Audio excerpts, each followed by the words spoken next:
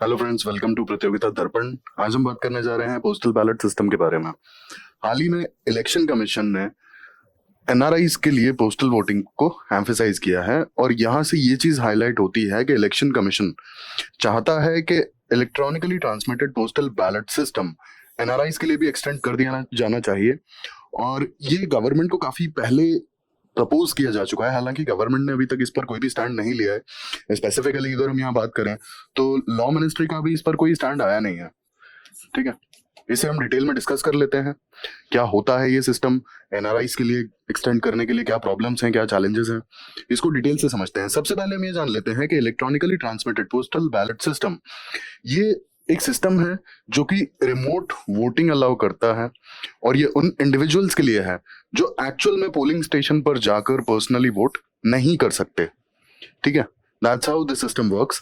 अब यहाँ पे होता क्या है कि basically as the name suggest electronically transmitted postal ballot system, तो यहाँ पे electronic transmission as well as by post, electronic transmission as well as by post दोनों ही मेथड्स इन्वॉल्व होते हैं। अब कैसे हैं हम इसे देख लेते हैं। सबसे पहले इलेक्ट्रॉनिकली पोस्टल बैलेट मतलब बैलेट को भेज दिया जाएगा इलेक्ट्रॉनिकली। जो भी वोटर्स होंगे उन्हें अपना बैलेट डाउनलोड करना होगा, उसमें जो भी अपना चॉइस है, अपना जो भी मैंडेट है उसे मार्क करना होगा। साथ के साथ जैसा कि सर्विस वोटर्स के लिए होता है कि एक डिक्लेरेशन फॉर्म होता है, वो भी एक लाइक असाइंड ऑफिसर के प्रेजेंस में साइन करना होता है और फिर इसे बाय पोस्ट पोलिंग ऑफिसर तक पहुंचा दिया जाता है। That's how this system works. आपके पास लाइक सपोज एग्जांपल के लिए ईमेल से अगर आपके पास आपका बैलेट आ जाता है, आपके पास बैलेट आया, आपने उसे डाउनलोड किया, साथ में एक डिक्लेरेशन फॉर्म होगा, आपने वो भी डाउनलोड किया, आपने अपने बैलेट पे अपना मैंडेट मार्क किया, आपको XYZ पार्टी को वोट करना है, आपने अपना मैंडेट मार्क कर दिया। मार्क करने के बाद आप एक डिक्लेरेशन फॉर्म साइन करेंगे एक डेजिग्नेटेड ऑफिसर के प्रेजेंस में, और इसके बाद आप by post declaration form as well as अपना जो बैलेट है दोनों को बाय पोस्ट पोलिंग ऑफिसर को सेंड कर देंगे and polling officer will receive your ballot. आपका जो चॉइस है, जो मैंडेट है, वो मार्क कर लिया जाएगा। अब सर्विस वोटर्स बेसिकली क्या होते हैं? सर्विस वोटर्स के लिए पहले तो हम ये जान लेते हैं सर्विस वोटर्स होते क्या हैं। बेसिकली ये वो गवर्नमेंट ऑफिशियल्स होते हैं जो पोलिंग जिस दिन होती है ना, जिस दिन पोलिंग होती है, जिस दिन वोटिंग होती है, उस दिन these officials are not present in their constituency. ये अपनी कॉन्स्टिट्यूएंसी से जहां पर इनका वोट है वहां से बाहर होते हैं and for the duty purpose, for the call of duty. अब स्पेसिफिकली इसमें स्टेट पुलिस या फिर पैरामिलिट्री, ठीक है, ये सारे ऑफिसर्स आते हैं। अब पहले क्या होता था ना कि पहले बेसिकली प्रॉक्सी वोटर्स का प्रोविजन था। ठीक है, प्रॉक्सी वोटर्स क्या होते थे कि जो सर्विस वोटर्स थे वो अपना एक लाइक लीगली अपना जो वोट है, वोटिंग की पावर एक प्रॉक्सी वोटर को दे देते थे। एग्जाम्पल के लिए जैसे अधिकतर ऐसा देखा जाता था कि एग्जाम्पल के लिए कि लोग अपने वाइफ को अपना प्रॉक्सी वोटर बना देते थे। ठीक है, तो उनके एब्सेंस में if they are service voters और पोलिंग डे वाले दिन if they are out of their constituency, their wife can vote in their name. ठीक है, लेकिन इसको थोड़ा और एडवांस और ट्रांसपेरेंट बनाने के लिए electronically transmitted postal ballot system को लेकर आया गया और ये बेसिकली सर्विस वोटर्स के लिए लाया गया था 2016 में। ठीक है, 2016 में, 2016 में, क्योंकि वो अपना खुद भी चॉइस मार्क कर सकते हैं। That's how. और इसको लाने के लिए basically conduct of election rules 1961 को अमेंड किया गया था। कंडक्ट ऑफ इलेक्शन रूल्स 1961 को अमेंड किया गया and electronically transmitted postal ballot system was introduced by election commission of India. अब सर्विस वोटर्स के लिए जब ये सिस्टम लाया गया तो इन्हें एक्चुअल में जो बैलेट्स हैं इलेक्ट्रॉनिकली सेंड कर दिए जाते थे। सर्विस वोटर्स उसे डाउनलोड करते थे, साथ में एक डिक्लेरेशन फॉर्म डाउनलोड कर लेते थे। एक डेजिग्नेटेड ऑफिसर के प्रेजेंस में उन्हें वो जो फॉर्म है, डिक्लेरेशन फॉर्म, वो साइन करना होता था एंड अपना मैंडेट मार्क करना होता था उस बैलेट पे, और उसके बाद पोलिंग ऑफिसर को बाय पोस्ट भेज देना होता था। ठीक है, तो ये सर्विस वोटर्स के लिए हमने देखा। और सेम चीज अब election commission of India demand कर रहा है कि सेम चीज जो है एनआरआईज के लिए भी एक्सटेंड कर दी जाए। आगे हम जानेंगे कि एनआरआईज के क्या इश्यूज हैं, ठीक है। बेसिकली क्योंकि वो इंडिया के बाहर रहते हैं और लाइक दे आर इंडियन, तो उनका भी अपना मैंडेट है। एंड अब अगर बहुत छोटा सा फिगर होता तो अलग बात थी। 208 कंट्रीज में जो एनआरआईज हैं they are greater than 1.3 crore. तो ये तो बहुत बड़ा लाइक पॉपुलेशन है जो इंडिया के बाहर रहता है, जो एनआरआई है। और जब उनके वोटिंग राइट्स हैं तो they should exercise their voting rights. अब इलेक्शन कमीशन ने ये प्रपोज किया था कि रिप्रेजेंटेशन ऑफ पीपल्स एक्ट 1951 के सेक्शन 60 को अमेंड किया जाए इस सिस्टम को, यानी कि पोस्टल बैलेट सिस्टम को एक्सटेंड करने के लिए फॉर एनआरआईज, ठीक है। और ये जो प्रपोजल है ये 2015 में प्रपोज किया गया था इलेक्शन कमीशन के द्वारा। इसके बाद 2020 में इलेक्शन कमीशन ने लॉ मिनिस्ट्री को फिर से इन्फॉर्म किया था that they are absolutely ready to implement this system for NRIs, that is electronically transmitted postal ballot system. और इस सिस्टम को इम्प्लीमेंट करने के लिए तैयार हैं ये लोग, एनआरआईज के लिए जो इम्प्लीमेंट करना है उसके लिए। अब यहाँ पे इलेक्शन कमीशन ने कुछ और भी सजेशंस दिए कि क्या पॉसिबिलिटीज हैं, ठीक है। तो इलेक्शन कमीशन ने सबसे पहले तो ये कहा कि एनआरआईज के लिए प्रॉक्सी वोटर्स का जो प्रोविजन है हम वो भी एक्सटेंड कर सकते हैं, ठीक है। अब प्रॉक्सी वोटर्स जैसा कि मैंने आपको बताया कि आप लीगली किसी को डेजिग्नेट कर देते हो अपना proxy voter, and in most of the cases वो आपका या तो ब्लड रिलेटिव होता है या फिर आपका स्पाउस होता है, ठीक है।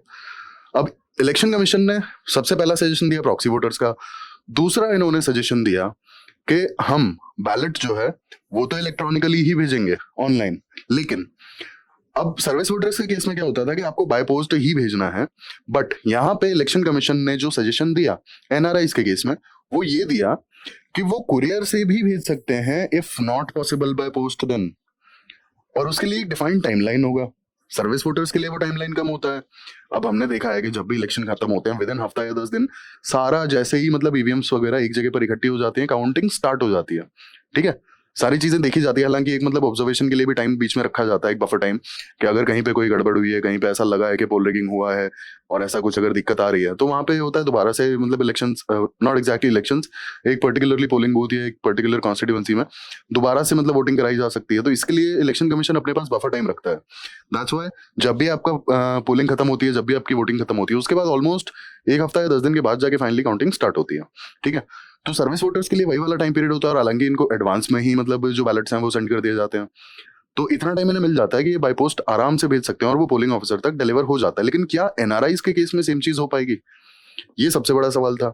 तो इसीलिए इन चीजों को ध्यान में रखते हो। बहुत सारी कंट्रीज में ऐसा होता है कि पोस्टल सिस्टम बहुत ज्यादा अच्छा नहीं है, स्पेसिफिकली अगर हम थर्ड वर्ल्ड कंट्रीज की बात करें, अफ्रीकन कंट्रीज की बात करें, या फिर साउथ अमेरिका में भी कुछ कुछ कंट्रीज ऐसी हैं जो इतनी ज्यादा डेवलप नहीं है, पोस्टल सिस्टम थोड़ा सा स्लो है। तो इन चीजों को ध्यान में रखते हुए इलेक्शन कमीशन ने यहाँ पे ये बोला कि if not by post then by courier also you can send your like ballot, ठीक है। और उसके लिए स्पेसिफाइड टाइम लिमिट होगी, एडवांस में आपको भेज तो दिया जाएगा और साथ ही साथ आपको एक्स्ट्रा टाइम भी दिया जाएगा, है ना। अब यहाँ पे इलेक्शन कमीशन ने एक और प्रपोजल दिया, और वो ये दिया कि हम एक काम कर सकते हैं एनआरआईज के लिए कि हमारी जो इंडियन एम्बेसीज है ना फॉरेन कंट्रीज में, वहां पे हम पोलिंग स्टेशंस बना दें और वहां पे ईवीएम डिप्लॉय कर दें या फिर पेपर बैलेट डिप्लॉय कर दें और हम वोटिंग कंडक्ट करा लें, ठीक है। अब देखिए 3 सजेशंस हो गए। पहला था कि प्रॉक्सी वोटर का प्रोविजन, दूसरा था electronically transmitted postal ballot system, तीसरा है कि हम इंडियन एम्बेसीज में ही जाकर के लाइक ईवीएम्स और सारी व्यवस्था कर दें और वहां पर वोटिंग करा लें, है ना। लेकिन अब ये सारे जो प्रपोजल्स है ना they are still pending with the law ministry, और लॉ मिनिस्ट्री क्यों इस पे कोई एक्शन नहीं ले रही है वो अब हम जानते हैं। और सबसे बड़ा जो उनका लाइक सवाल है वो है security as well as authenticity का, और यही कारण है कि लॉ मिनिस्ट्री ने अभी तक इस पर कोई जवाब नहीं दिया है, कोई एक्शन नहीं लिया है। तो अब हम जान लेते हैं कि क्या वो चैलेंजेस हैं जिनके कारण से लॉ मिनिस्ट्री ने इस चीज को अभी तक अप्रूव नहीं किया है, बावजूद इसके कि इलेक्शन कमीशन बार बार ये चीज बोल रहा है कि we are ready to implement it. अब इसमें सबसे पहला आता है एलिजिबिलिटी एंड वेरिफिकेशन, ठीक है। अब जो इलेक्टोरल सिस्टम है ना उसकी इंटीग्रिटी को मेंटेन करने के लिए आपको सारी चीजें वेरीफाई करना बहुत जरूरी है, ठीक है। और verification is a very complex process. अगर आप सपोज एग्जांपल के लिए अगर आप ईवीएम्स डिप्लॉय करते हैं इंडियन एम्बेसी में तो वहां पर भी काफी ज्यादा इश्यूज आएंगे ना, ठीक है। सारा वेरिफिकेशंस और वो सब करना एक बहुत बहुत ही कॉम्प्लेक्स प्रोसेस है, और आपको इलेक्शन प्रोसेस की इंटीग्रिटी मेंटेन करने के लिए वेरीफाई तो करना ही पड़ेगा। जैसे आपने कई बार देखा होगा पोलिंग बूथ पे, अगर किसी का मतलब कोई इशू आता है, जैसे फोटो का इशू आ रहा है, अगर जैसे जो इलेक्ट्रल फोटो आईडी कार्ड होता है हमारा, तो उसमें अगर फोटो वगैरह का कोई इशू आ रहा है, तो उस केस में हमेशा वो लोग रिकमेंड करते हैं, एडवाइस करते हैं कि आप कम से कम 2 आईडी प्रूफ अपने लेकर चलिए, जिसमें आपका एक रिसेंट फोटो होना चाहिए, है ना, जैसे आप हैं मोरलेस आपका वैसे ही उस पिक्चर में भी, आईडी प्रूफ में भी आपका पिक्चर होना चाहिए। रीजन बीइंग वेरिफिकेशन बहुत ज्यादा इंपॉर्टेंट हो जाता है। अब जो इलेक्शन कंडक्ट कराने वाले ऑफिशियल्स हैं, उन्हें कैसे पता है कि आप अपनी जगह पे सही हो? उन्हें तो वेरीफाई करना पड़ेगा ना, ये उनकी ड्यूटी है। और अगर नहीं होगी तो फिर इलेक्शन प्रोसेस का जो इंटीग्रिटी है, क्या वो मेंटेन रह जाएगा? आप बताइए। ऐसे तो कोई भी मुंह उठाकर चला जाएगा, और कोई भी होता है ना कि वोट डाल के आ जाएगा। अब जो इंक है, इंक यूज की जाती है मार्क करने के लिए, इंडेलिबल इंक जो है वो इसीलिए यूज की जाती है, जैसे बहुत से लोग, मैंने ऐसे केसेस देखे हैं स्पेसिफिकली रूरल एरियाज में, कि जैसे ही वो मार्क करते हैं वैसे ही तुरंत हटाते हैं, क्योंकि विद इन सेकेंड्स वो इंक अगर आपके लाइक सूख जाती है उंगली पर, तो उसे हटाना इज नॉट पॉसिबल, क्योंकि पानी और डिटर्जेंट से वो नहीं हटाई जा सकती है। ठीक है, ये उस इंक की खास बात है, जो इंडेलिबल इंक है इसकी खास बात है ये। ठीक है, तो ये इंक भी तो वेरिफिकेशन प्रोसेस को बहुत ज्यादा ट्रांसपेरेंट बनाने के लिए ही लेकर आई गई। वरना लोग क्या करते हैं कि भाई एक ही बंदे के 2 लाइक फोटो आईडी कार्ड हैं, या फिर 2 वोट्स हैं, या फिर किसी और का भी वोट डाला है, भले ही वो है नहीं है, जो जैसे सर्विस वोटर का प्रोसेस है। ठीक है, तो अब सर्विस वोटर एक्चुअल में लीगली तो डेजिग्नेट नहीं किया, लेकिन अब क्योंकि कोई बंदा एब्सेंट है, या कोई बंदा कोई किसी काम के कारण से बाहर है, not exactly for like government job, किसी अपने पर्सनल काम से बाहर है, तो भी उसका वोट डालेंगे जाके। ठीक है, तो ये सारी जो धांधली है, इसको रोकने के लिए तो इंडेलिबल इंक लाई गई थी। और ये धांधली जो होती है वोटिंग में, यही वेरिफिकेशन सबसे बड़ा सरदर्द होता है, इसीलिए, क्योंकि अगर आप वेरीफाई कर ही नहीं पाएंगे तो इलेक्शन प्रोसेस की इंटीग्रिटी क्या रह जाएगी? तो वही प्रॉब्लम है सबसे बड़ा, कि वेरिफिकेशन को बहुत ही स्मूथ तरीके से कैसे करना है, क्योंकि ये अपने आप में एक बहुत बड़ा टास्क है। दूसरा आता है time constraint and postal delay. अब जैसा कि मैंने आपको बताया था कि बहुत सारी कंट्रीज का पोस्टल सिस्टम बहुत ज्यादा मतलब बहुत दुरुस्त नहीं है, बहुत अच्छा नहीं है। तो ऐसे केस में अगर कोई डिले होता है ना, तो उसके लिए कौन रिस्पॉन्सिबल होगा? क्योंकि जो भी वोटर्स हैं उन्होंने तो अपना काम किया, उन्होंने अपना बैलेट डाउनलोड भी किया, अपना फॉर्म भी साइन किया, अपना मैंडेट भी मार्क किया, उसको बाय पोस्ट सेंड भी कर दिया, लेकिन अगर वो टाइमली पहुंचा ही नहीं, तो फिर तो जो एक वोट है वो डिसएनफ्रेंचाइज हो जाएगा ना एक तरीके से, वो मान्य नहीं होगा, वो रद्द कर दिया जाएगा, क्योंकि जो टाइम लिमिट इन्होंने डिफाइन की होगी वो उसके बाद में आएगा, अगर आया तो उस केस में क्या होगा? फिर आता है सिक्योरिटी एंड सीक्रेसी का केस। अब सिक्योरिटी यहाँ पे क्यों बात की जा रही है? देखिए, बैलेट जो है ना, उसको ट्रांसमिट किया जाता है इलेक्ट्रॉनिकली। ठीक है, और इलेक्ट्रॉनिकली अगर ट्रांसमिट किया जाता है तो क्या हैकिंग की प्रोबेबिलिटी होती है? बिल्कुल होती है। आप कितना भी सिक्योर सिस्टम बना लीजिए, हैकिंग की प्रोबेबिलिटी हमेशा रहेगी, हैकिंग के चांसेस हमेशा रहेंगे। तो अगर हैक हो जाता है तो फिर क्या उस केस में जो इंटीग्रिटी है वो मेंटेन रह पाएगी? ये एक सवाल है। दूसरा सीक्रेसी का सवाल आता है। अब जो बैलेट है वो आना तो बाय पोस्ट ही है ना, अगर उस पर किसी तरह की स्क्रूटिनी होती है, तो बाई चांस अगर होती है तो फिर वो सीक्रेट कहाँ रह जाएगा? ठीक है। Lastly legal and technical challenges. अब लीगल चैलेंजेस तो बेसिकली इट्स ऑल अबाउट कि आपको representation of people act 1950 as well as 51 दोनों को ही अमेंड करना पड़ेगा। ठीक है, साथ के साथ कंडक्ट ऑफ इलेक्शन रूल्स 1961 ये भी अमेंड होंगे। तो ये जो अमेंडमेंट्स हैं ये भी काफी लंबा प्रोसेस होगा।